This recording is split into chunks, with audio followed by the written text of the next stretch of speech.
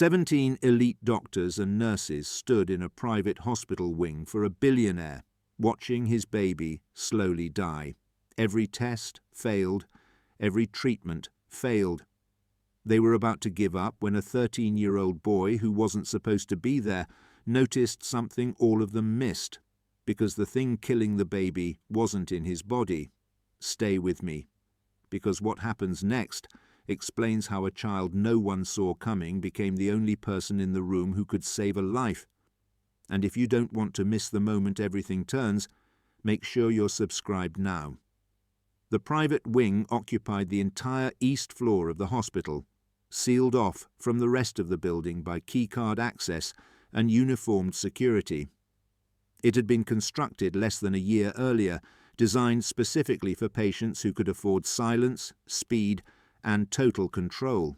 No waiting rooms, no shared hallways, no interruptions.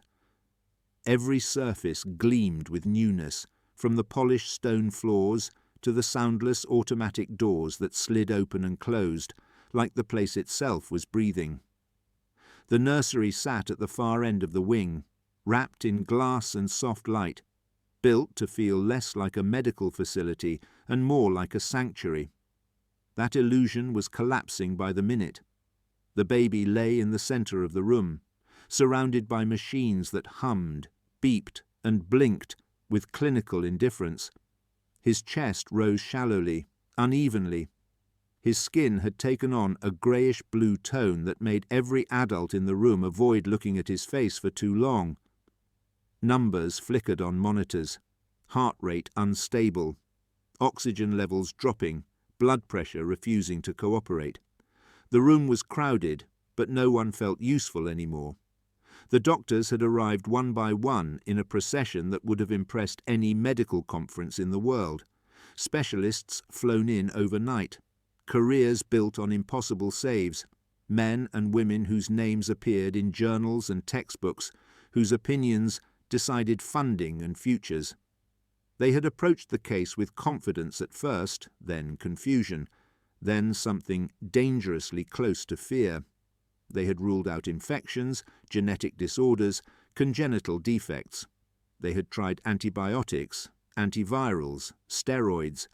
They had adjusted machines, changed protocols, rechecked labs that came back inconclusive again and again. Nothing changed. The baby continued to decline. The billionaire stood near the wall, his phone forgotten in his hand, his tailored suit wrinkled like he had slept in it. He had spent his life solving problems by throwing resources at them. This was the first time none of it worked. His wife sat in a chair near the crib, her fingers wrapped tightly around a blanket she wasn't using, staring at their son with the hollow focus of someone trying not to fall apart in front of strangers. No one spoke to them anymore. There was nothing left to say. Outside the glass, down a service corridor that staff used to move quietly between departments, Isaiah stood perfectly still. He had been standing there for nearly an hour, pressed back against the wall, half hidden behind a supply cart that no one had bothered to move. He knew better than to draw attention to himself. He had learned that early.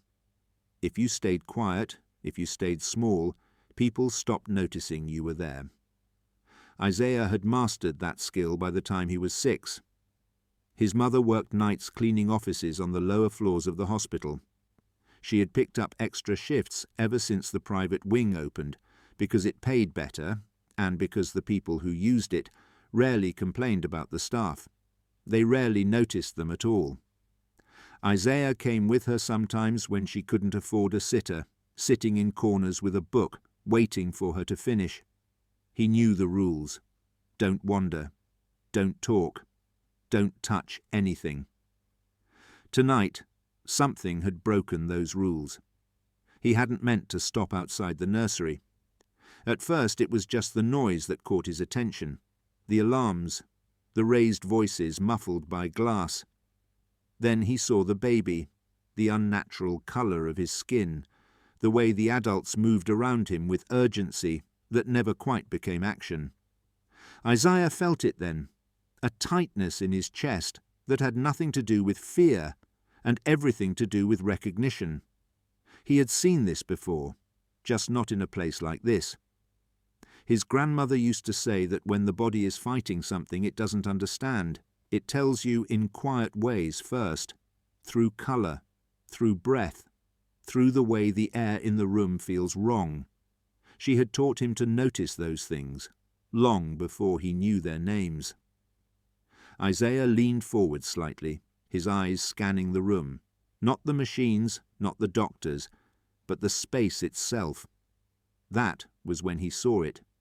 A plant sat on the wide windowsill beside the crib, its leaves dark and glossy under the soft lighting. It looked expensive, carefully arranged, the kind of gift that arrived with a handwritten card and a silent expectation of gratitude. Most people would have dismissed it instantly as decoration. Isaiah didn't. He noticed the shape of the leaves, the faint sheen on their surface, the way the air near it seemed heavy, almost sweet. His stomach dropped. The doctors continued their debate, voices low and tense. Someone mentioned surgery. Someone else nodded. The billionaire's wife let out a sound that might have been a sob. Isaiah's heart began to pound so loudly he was sure someone would hear it. He took a step back, then stopped. He looked down the corridor toward the elevators, toward the exit his mother had told him to use if he ever felt uncomfortable. He could leave. He could go back to the chair where he had been waiting, pretend he hadn't seen anything. No one would blame him. No one even knew he was there. But he kept seeing his grandmother's hands, stained from soil and crushed leaves, guiding his smaller ones as she pointed things out in her garden. This one heals. This one burns. This one kills if you're not careful. People think danger always looks ugly, she had said. That's how it gets you. Isaiah swallowed. He knew what that plant was, and he knew what it could do. If you want to see how a boy with nothing but inherited knowledge decided whether to stay invisible or step into a room full of power, stay with me. And if you haven't yet, subscribe now, because this story is only just beginning. Isaiah's mind raced through possibilities. He tried to think like an adult, like the people inside the room. What proof did he have? None that would matter to them. What authority? Nothing they would respect. He was 13, wearing sneakers with worn soles and a jacket that didn't fit quite right. Even if he spoke, would anyone listen? He imagined himself opening the door, interrupting the doctors, pointing at the plant. He imagined the looks he would get, confusion at best, anger at worst. Security had already been on edge all night. He had seen them pacing the corridor, hands resting near their radios, eyes scanning for disruptions. He was one. Inside the nursery, a decision was being made. Isaiah could tell by the way the doctors clustered together, their voices lowering further. One of them gestured toward a tray of instruments being wheeled closer. Surgery. His chest tightened painfully. He knew enough to understand what that meant.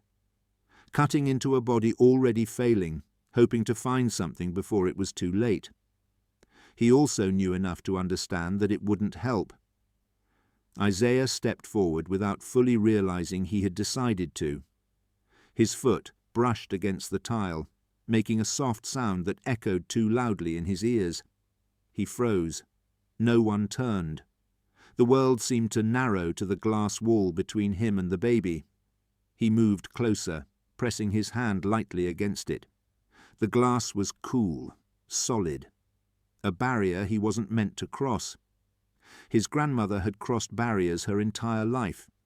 She had delivered babies in homes with no electricity, treated infections with plants because there was no money for medicine, spoken up when people told her to stay quiet. She had never asked permission to help someone who needed it. Isaiah had admired that about her, and feared it too. Courage came with consequences. She had paid for hers more than once.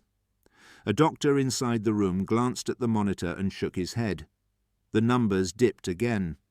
The billionaire finally moved, stepping toward the crib, his face twisted with a desperation that stripped away everything else. Isaiah felt a surge of panic. There was no more time to think. If he was wrong, he would be thrown out, maybe worse. If he was right and did nothing, he would live with it, forever. He reached for the door handle. This is the moment where everything changes. And if you want to know what happens when a 13-year-old boy walks into a room he was never meant to enter, make sure you're subscribed so you don't miss what comes next. The door hadn't been locked. It opened with a quiet hiss that somehow sounded impossibly loud. Every head in the room turned at once. Conversations stopped mid-sentence. For a fraction of a second, no one spoke. Isaiah stood there, framed by the doorway, suddenly very aware of how small he was compared to the people staring at him. Security reacted first. A guard moved quickly toward him, his expression already hardening. "You can't be in here," the man said, reaching for Isaiah's arm. Isaiah's mouth went dry. He hadn't planned what to say. Words tumbled out anyway, rushed and uneven. "The plant," he said, pointing past the guard, past the doctors, toward the windowsill. "You need to move the plant." The guard hesitated, more out of surprise than anything else. A doctor scoffed. Another frowned. The billionaire turned, his face dark with anger and grief. "Get him out!" he snapped. "Now!" The guard tightened his grip. Isaiah felt panic flare, sharp and overwhelming. "It's poisoning him," he blurted, his voice cracking. "The oil's on the leaves. It's not supposed to be in a room with a baby. It slows the heart. That's enough," one of the doctors said sharply. "This is not the time." Isaiah was being pulled backward now, his shoes scraping against the floor. He caught a glimpse of the baby again, the faint rise and fall of his chest. Something inside him snapped. Fear gave way to something hotter, steadier. "Please," he said louder now, "just move it, just take it out of the room." The billionaire hesitated. It was barely noticeable, a pause that lasted no more than a heartbeat. But Isaiah saw it, saw the doubt flicker behind the man's anger. The doctor nearest the window followed Isaiah's gaze, his eyes landing on the plant for the first time with something like curiosity. "Wait," the doctor said slowly. "What did you say your name was?" Isaiah stopped struggling. He swallowed. "Isaiah," he said. The room held its breath. No one moved. For a moment, the nursery existed in a suspended state, as if the machines themselves were waiting for permission to continue. The soft beeping of the heart monitor felt suddenly too loud, too intrusive, like an accusation. Isaiah stood just inside the doorway, the guard's hand still gripping his arm, his heart hammering so hard he thought it might betray him by bursting straight through his chest. "Isaiah," the doctor repeated, testing the name like it might reveal something useful if spoken again. He was older than most of the others, his hair silver at the temples, his posture less frantic. He had been quiet for much of the night, watching rather than talking.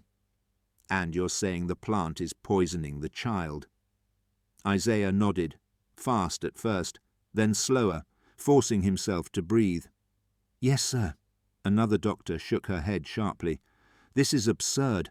Plants don't—" "Some plants absolutely do," the older doctor interrupted, without raising his voice. His eyes never left Isaiah. "What kind of plant is it?" Isaiah hesitated. He knew the answer, but saying it out loud felt like stepping onto ice that might crack. "It looks like a Dieffenbachia," he said, "but the leaves are thicker. It could be oleander or—" he swallowed, "or a lily hybrid. Either way, it shouldn't be here." A ripple moved through the group, subtle but real. Someone leaned closer to the window. Another doctor pulled out a phone, already searching. The billionaire noticed the shift immediately. His anger didn't disappear, but it redirected, sharp and focused. "Why," he said slowly, "would a plant be killing my son?" Isaiah opened his mouth, then closed it again. He wasn't sure how to explain this to people who spoke in charts and Latin terms. He tried anyway. Babies breathe faster. Their bodies are smaller. Some plants release oils or pollen you can't see. In a closed room, he gestured helplessly, it builds up. That's not how toxins work, the earlier doctor snapped. That's exactly how volatile organic compounds work, the older doctor replied, especially in neonates. The guard loosened his grip without realizing it. The billionaire's wife stood up for the first time in what felt like hours. She moved closer to the crib, then stopped, her gaze drifting, not to her son, but to the windowsill. The plant looked suddenly out of place, its glossy leaves almost smug in their perfection. "Move it," she said. Her voice was quiet.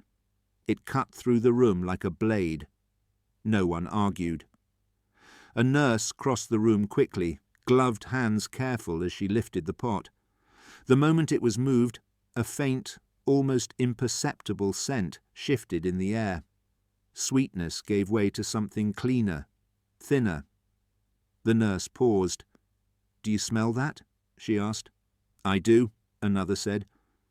The plant was removed from the room entirely, sealed behind the closing door. For a few seconds nothing happened. Isaiah's stomach dropped. He had expected, hoped for something immediate. A gasp, a change, proof. Then the monitor chirped. Once, then again. The numbers didn't jump. They didn't stabilize instantly. But they stopped falling. "Hold on," someone murmured. The heart rate ticked up by 2 beats. Oxygen saturation steadied, hovering where before it had been slipping like sand through fingers. The room leaned in collectively, every eye on the screen. "That could be coincidence," a doctor said, but his voice lacked conviction. "Or it could be causation," the older doctor replied. "Increase ventilation, open the intake, flush the room." Orders were given fast now. Purpose returned, electric and sharp. The surgical tray was wheeled away. The scalpel never touched skin. Isaiah stood frozen, afraid to move, afraid that if he breathed too hard, he would undo everything. No one was looking at him anymore. They were all looking at the baby. Minutes passed. The baby's breathing evened out, still shallow, still fragile, but no longer erratic. The grey-blue hue softened, colour returning in cautious increments. The billionaire's wife covered her mouth with both hands as a sound escaped her that might have been laughter or might have been a sob. The billionaire sank into a chair like his legs had finally given up pretending to work. No one spoke. Finally, the older doctor turned around. He looked directly at Isaiah. "Where did you learn that?" he asked. Isaiah's throat tightened. "My grandmother," he said. "She grew plants. She taught me which ones were dangerous." The doctor nodded slowly, absorbing that. Then he did something no one else in the room had done all night. He smiled. The smile didn't last long. Hospitals didn't reward miracles with celebration, not real ones. There were protocols to follow, explanations to document, liabilities to contain. The mood shifted again, this time from panic to something more complicated. Relief, yes, but also discomfort, because relief meant acknowledging that the impossible had just happened, and that a 13-year-old boy had made it happen. "Let's not jump to conclusions," the scoffing doctor said, already regaining his footing. "We don't have confirmation that the plant caused this. Correlation isn't—" "Doctor," the older physician cut in, still calm, still steady. The child was deteriorating despite exhaustive intervention.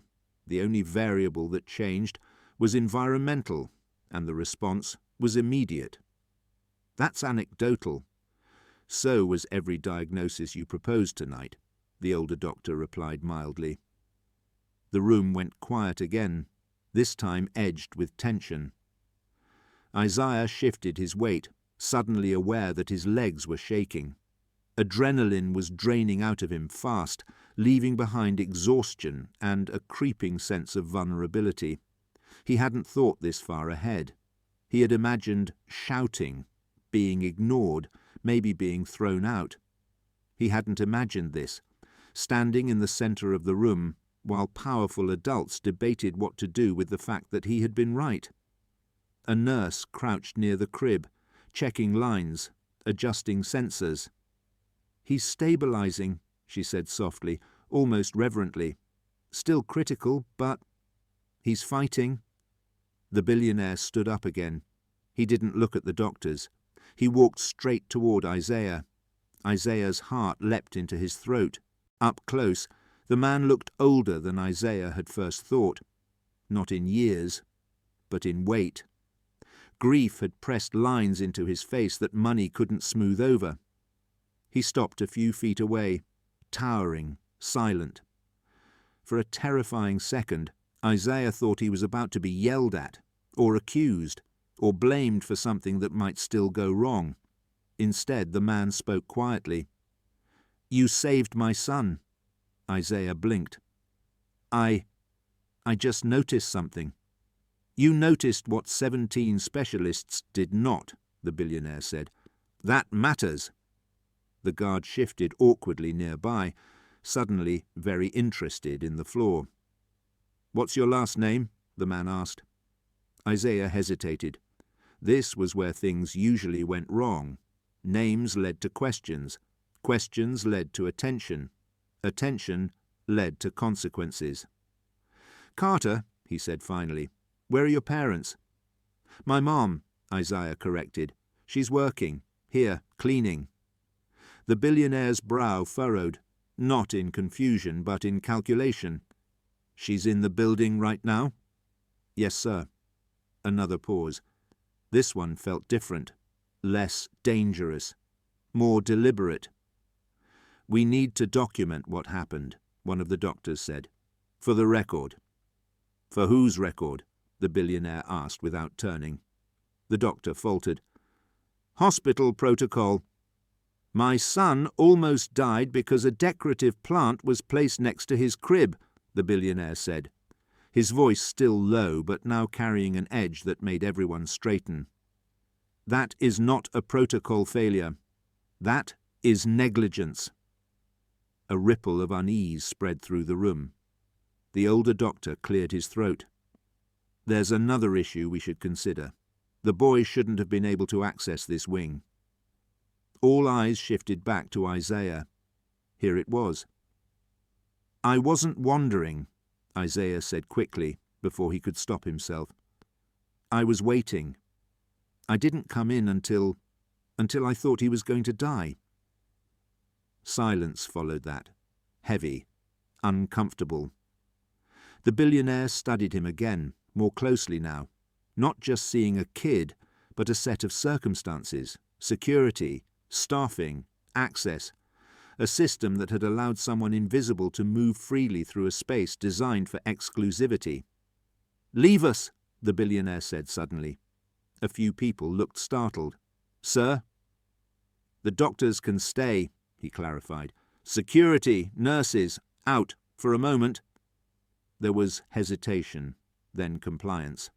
One by one, staff filtered out, the glass doors sealing them off from the corridor.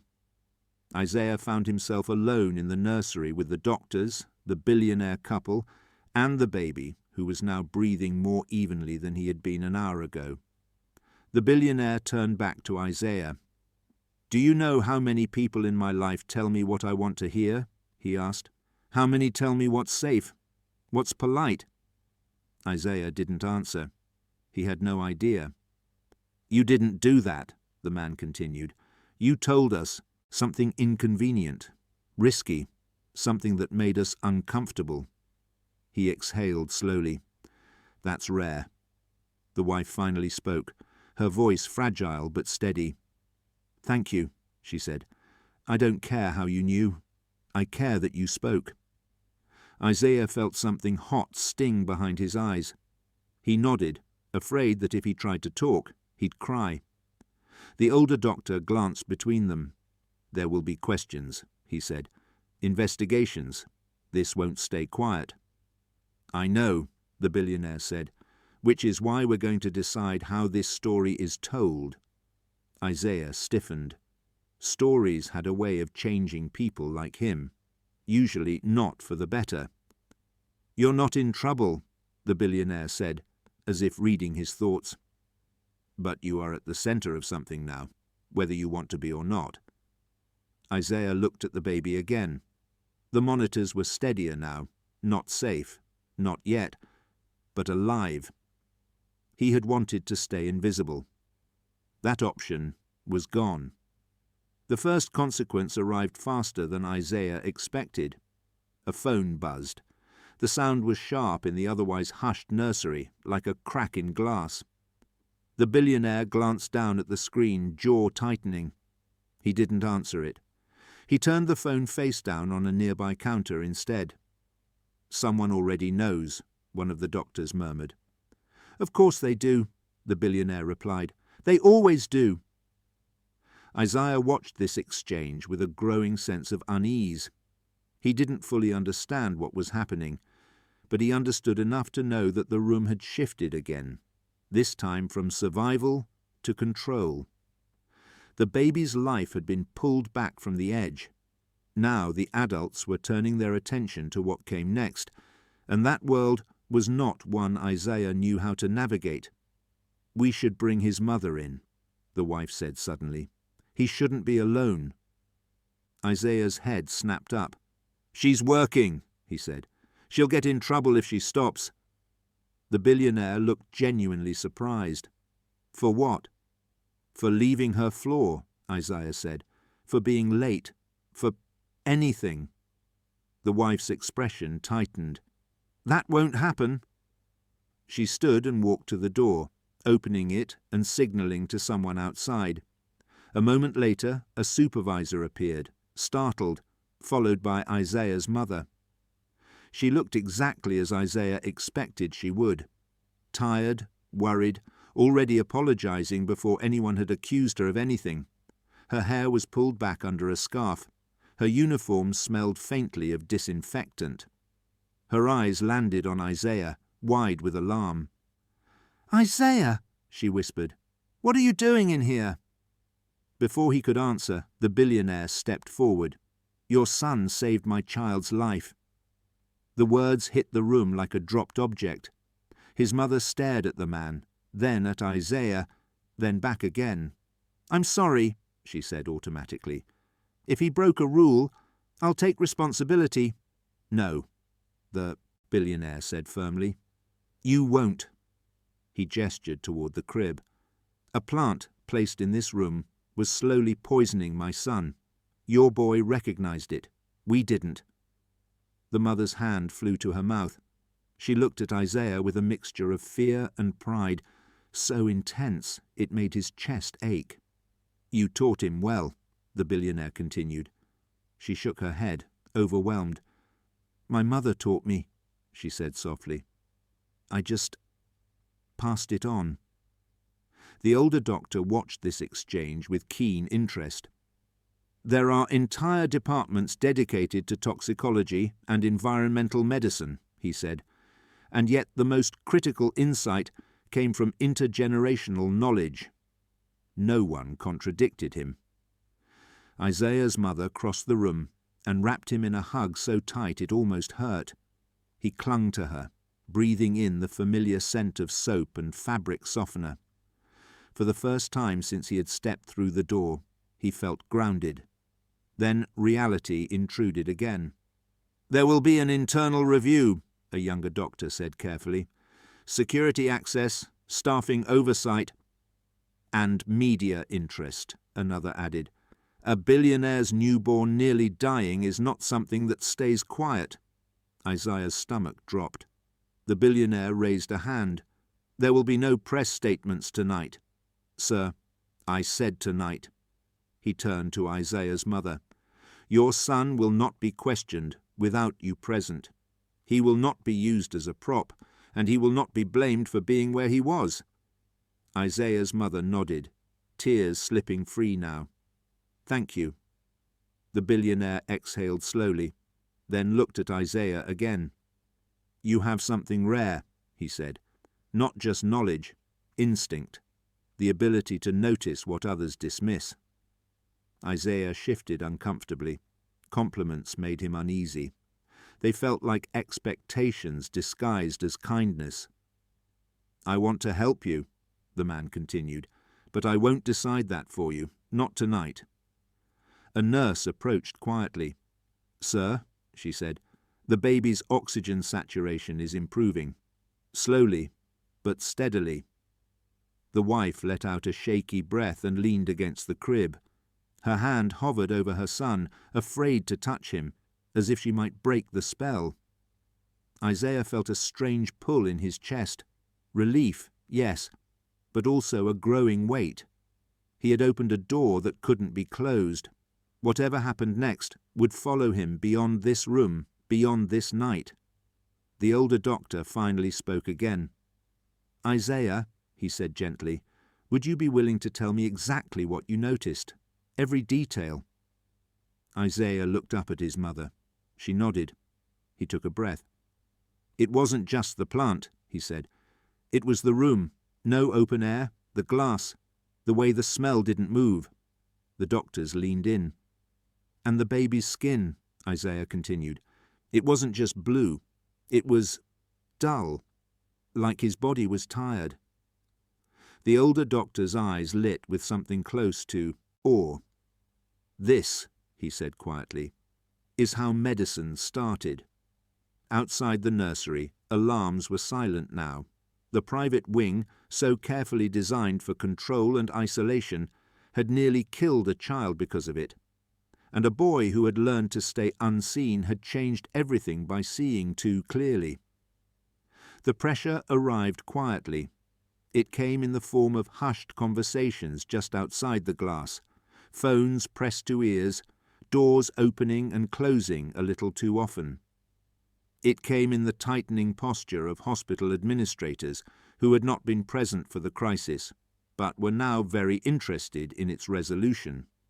It came in the way Isaiah's name began to circulate, not loudly, not yet, but enough that he felt it moving without him, like a current beneath still water.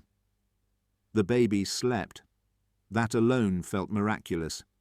His chest rose and fell with fragile consistency, assisted but no longer fighting the machines that supported him.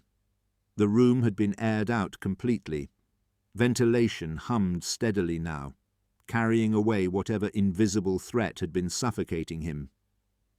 The plant sat sealed in a biohazard container somewhere down the hall, no longer elegant, no longer harmless. Isaiah stood near the wall beside his mother, suddenly unsure where he was supposed to exist in this room, too important to be ignored, too small to belong. "We'll need a statement," a hospital executive said carefully, hands clasped.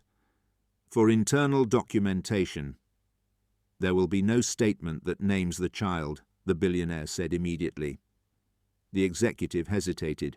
"Sir, with respect—" "With authority," the billionaire corrected. "This hospital exists in part because of my donations. My respect is optional. My authority is not." That ended the discussion. The older doctor watched Isaiah with an expression that had shifted from curiosity to concern.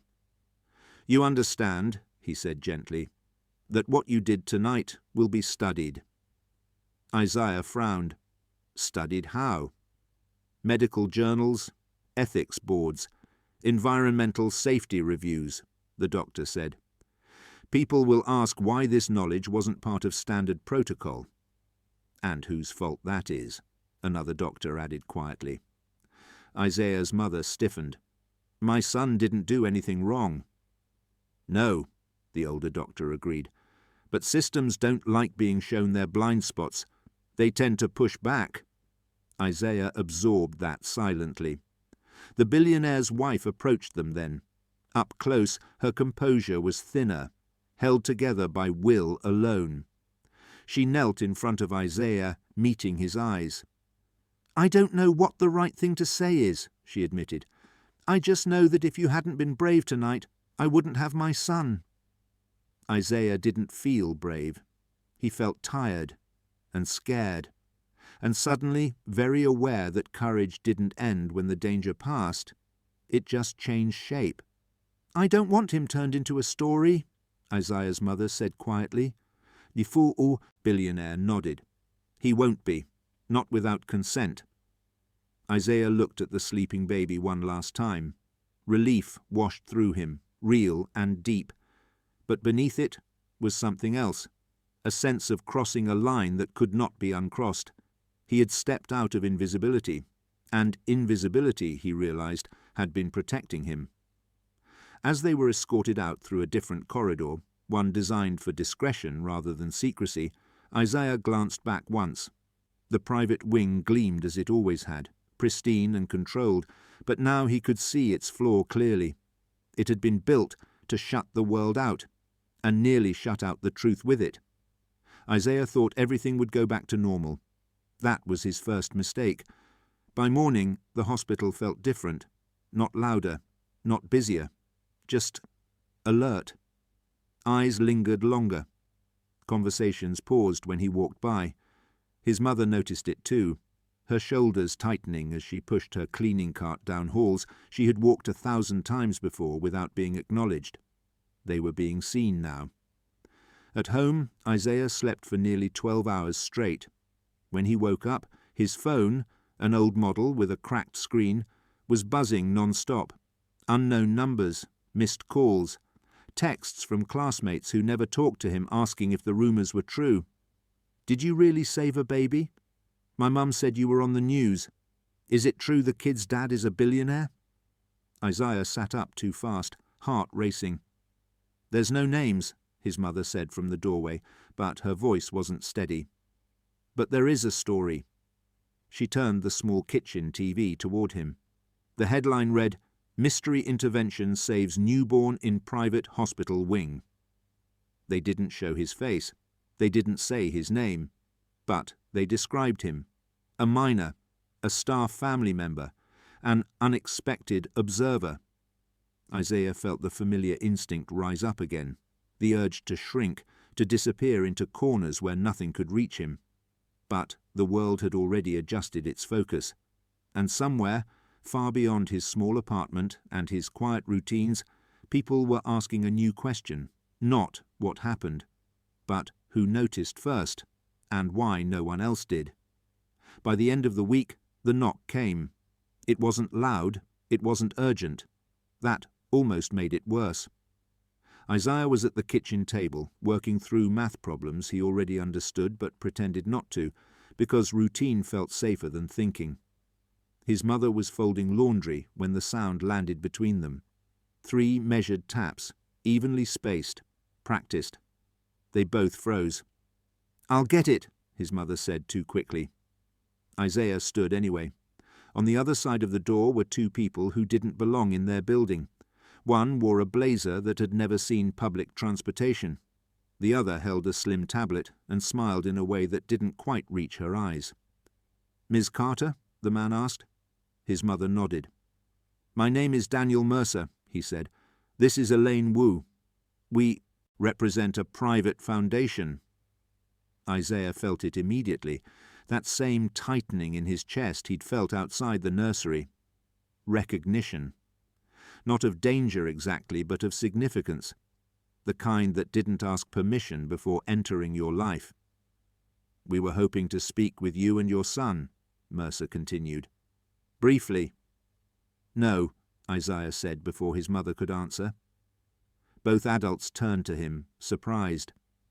"My son," his mother corrected gently.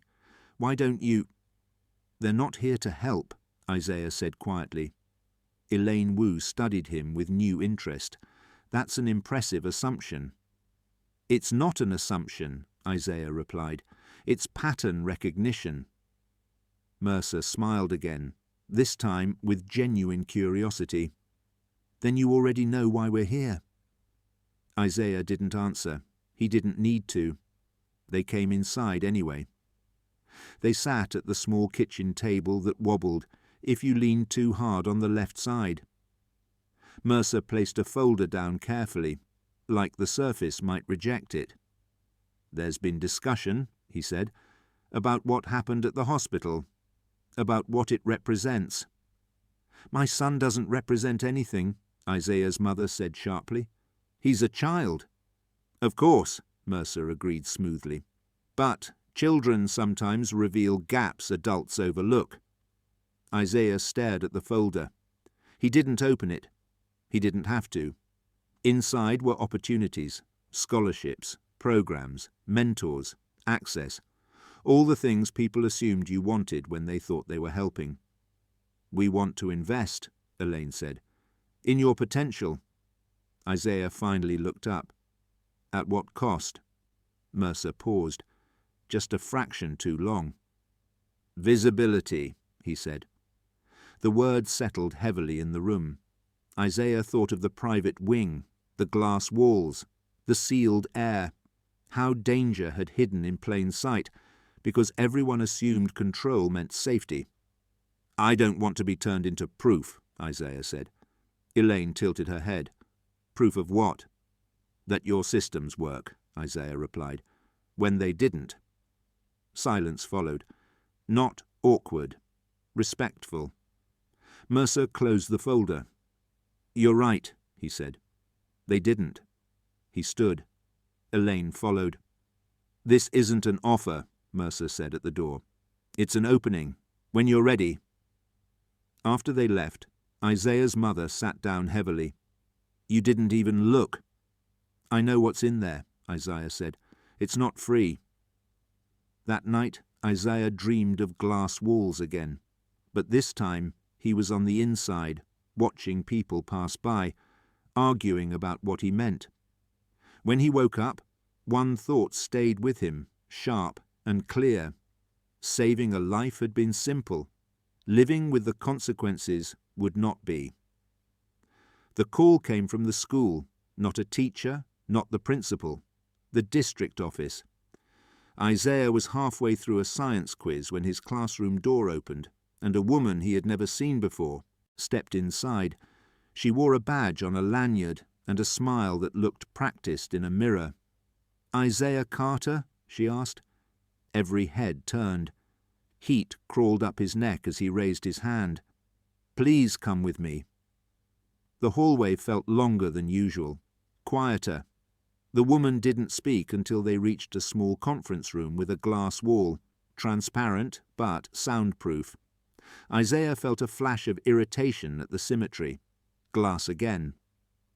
"We've received several inquiries," the woman said as they sat. "About you." Isaiah folded his hands in his lap. "From who?" She hesitated. "Universities, research organizations, media outlets." "I'm 13, Isaiah said. "Yes," she replied, "which is why this is unusual." A folder appeared on the table. Another one. Isaiah didn't touch it. "There's concern," she continued, "about liability, about expectations being placed on you, about whether what happened at the hospital was appropriate." "Inappropriate how?" Isaiah asked.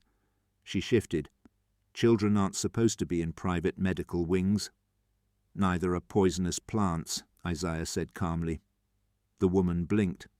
"I didn't break in," he continued. "I didn't touch anything. I said something." She studied him for a long moment. "You're very articulate." "I have to be," Isaiah replied. "People don't listen otherwise." That landed harder than he expected.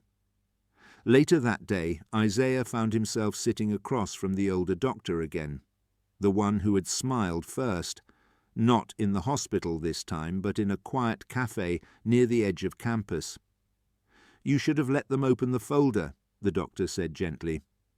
"I know," Isaiah replied. "I just didn't want them to think they owned what I did." The doctor nodded. "They would have tried." He stirred his coffee absently. "You have something that medicine is forgetting, Context, environment, pattern. Isaiah watched the steam rise. Everyone keeps saying that like it's a gift.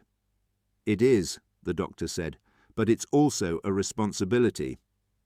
There it was. The word no one wanted to say out loud. You didn't ask for this, the doctor continued, but you are in it now, and there are two ways this goes. Isaiah looked up. What are they? You let the world define you as a miracle, the doctor said, or you help it remember how to look.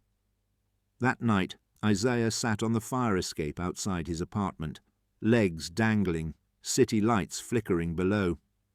He thought about his grandmother's garden, about how knowledge survived, not because it was written down, but because someone bothered to pass it on. His phone buzzed again. Unknown number. He answered this time. Isaiah, a familiar voice said. The billionaire. I want to build something, the man continued. Not around you, with you, a place where noticing isn't an accident. Isaiah closed his eyes. For the first time he didn't feel the urge to disappear. Then we do it my way, he said. The billionaire smiled on the other end of the line, though Isaiah couldn't see it. I was hoping you'd say that.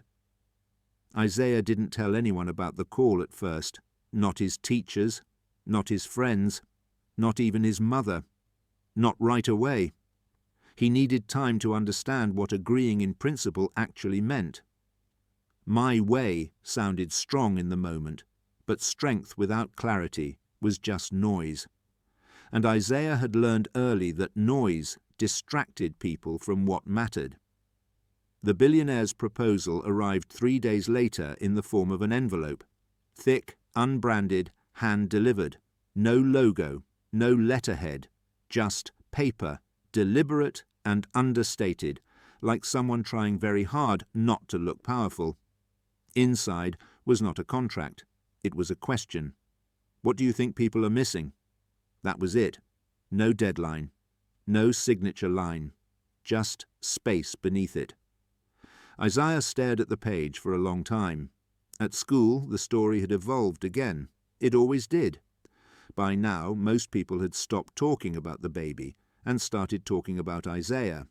The kid genius, the plant boy. Someone had joked, loud enough for him to hear, that he should get a lab coat and a TED talk. He didn't correct them. Correcting people took energy, and energy was a resource he was learning to conserve. After dinner that night, Isaiah finally told his mother about the call. She listened without interrupting, hands folded in her lap, eyes steady. They want you to be visible, she said when he finished. Yes. And you don't trust that? No. She nodded. Good. He looked at her, surprised. Being seen can help, she continued. But it can also turn you into something people use to feel better about themselves. Isaiah exhaled slowly. I don't want to be a symbol. Then don't be, she said. Be a question. That night, Isaiah wrote his response. He didn't use big words. He didn't cite studies. He wrote what he knew. People are missing the spaces between things. They look at bodies, not rooms. They treat knowledge like it only counts if it comes with credentials. They forget that noticing is a skill, and skills can be taught. At the bottom, he added one line. If this becomes about me, I'm out. 2 days later, the billionaire called again. We agree, he said. That was when Isaiah understood something important. This wasn't a story about a boy who saved a baby. It was becoming a story about whether the world was willing to admit how often it ignored the obvious. And if you want to see how a 13-year-old tried to teach powerful adults how to look again without letting them turn him into a headline, stay with me. This is where it stops being a miracle story and starts becoming something much more dangerous. Segment 5. The first meeting didn't happen in a boardroom. That had been Isaiah's condition. Instead, they met in a half-abandoned community centre on the edge of the city. Cracked tiles, flickering lights, folding chairs arranged in a loose circle. The billionaire arrived without an entourage. The older doctor came too, carrying nothing but a notebook. "So this is it," the billionaire said, looking around. "Your way." Isaiah nodded. "No stages, no cameras." "Not yet," the billionaire agreed. "They didn't start with plans. They started with questions. What do you notice when you walk into a room? What do you ignore because you assume someone else is handling it? Who taught you how to see danger?" At first, the adults answered like adults always did, carefully, defensively. But Isaiah kept pushing, not with accusations, but with examples. He talked about the plant, the sealed glass, the smell no one noticed because no one was looking for it. "This isn't about intelligence," he said. "It's about permission, about who we believe is allowed to be right." The room went quiet. That was when Isaiah realized something else had changed. He wasn't asking to be heard anymore. He was making it uncomfortable not to listen. And if you think this ends with applause or a foundation with his name on it, you're wrong. Because once people start seeing what they've been trained to overlook, they don't always like what they find. Next, they would push back, hard. The pushback didn't arrive as anger. It arrived as concern. It showed up in emails written with careful language and softened edges. It came from people who smiled first and questioned second. It came disguised as protection. This puts a lot of pressure on a minor. We should be careful not to romanticize what happened. There are established professionals better suited to lead this. Isaiah read every word. He noticed what they all had in common. None of them argued that he was wrong. They argued that he was inconvenient. The first public challenge came during a closed-door panel the billionaire had arranged. No press, no live stream, just physicians, administrators, and policy advisors. Isaiah had been invited to observe. That alone unsettled people. Halfway through, a man in a tailored suit leaned forward. "With respect," he said, "we can't build medical frameworks around anecdotal intuition. What happened was luck." Isaiah felt his jaw tighten. The older doctor glanced at him, but Isaiah didn't wait. "It wasn't luck," Isaiah said. His voice didn't shake. "It was dismissed information." The man frowned. "You're proving my point." "No," Isaiah replied. "You're proving mine." A few heads turned. "You had the data," Isaiah continued. "Environmental risk factors, VOC studies, neonatal sensitivity research. You just didn't connect it, because it came from outside your checklist." "That's a dangerous accusation," the man said. "So is cutting open a baby without knowing why he's dying," Isaiah replied calmly. Silence fell hard and fast. That was the moment. Isaiah felt it in his chest. The invisible line he was crossing. The one his grandmother had warned him about. The one that separated helpful from difficult. The billionaire didn't interrupt. Neither did the older doctor. They let him speak. "If this is about protecting children," Isaiah said, "then you don't get to ignore answers just because they come from someone you didn't expect." A woman at the far end of the table stood. "This is inappropriate," she said. "He's a child." Isaiah nodded. "Exactly. And I saw it anyway." That was when he understood the cost. They would let him participate as long as he stayed inspiring.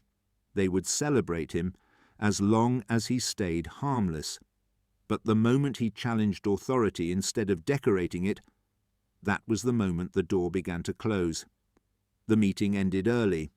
Afterward, the billionaire found Isaiah alone in the hallway. "They're going to try to sideline this," he said quietly. "Turn it into a feel-good footnote." Isaiah leaned against the wall. He felt older than he should have. "Then we don't let them." "That means losing support," the man said. "Funding, access, allies." Isaiah thought about the nursery, the glass, the plant no one wanted to question because it looked expensive and intentional. "Then let them walk," he said. The billionaire studied him for a long moment. Then he nodded. That night, Isaiah went back to the community centre alone. He sat in one of the folding chairs and looked around the empty room. This place didn't impress anyone. That was the point. He pulled out his phone and recorded a short video. No edits, no polish. "I'm not a genius," he said into the camera. "I'm not a miracle. I noticed something because I was taught to notice. That's it." He paused. If systems only work when the right people speak up, then they don't really work. And if you've ever been told to stay quiet because you didn't have the right title, this is your permission not to. He didn't name the hospital. He didn't name the billionaire. He didn't name himself beyond his first name. By morning, the video had spread anyway. Not because it was dramatic, because it was uncomfortable. People started sharing their own stories. Near misses, warnings ignored, janitors who noticed leaks, nurses who flagged smells, parents who trusted instincts and were dismissed. The conversation shifted, and somewhere in that noise, Isaiah realized something important. He hadn't just stepped out of invisibility.